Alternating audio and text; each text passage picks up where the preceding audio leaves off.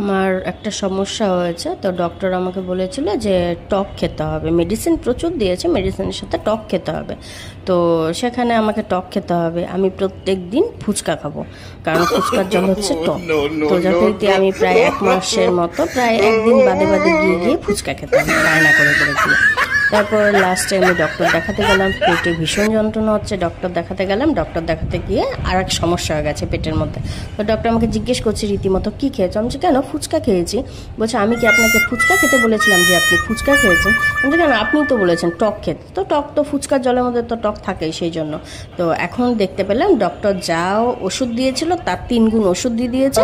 পেটের মধ্যে আবার আর একটা রোগ ধরা পড়ে গেছে। কি সুন্দর বড় ডক্টর আমি! বাড়িতে আসার পর এখন কাউকে শেয়ারও করতে পারছি না যে আমার এরকম একটা সমস্যার জন্য দিয়েছে।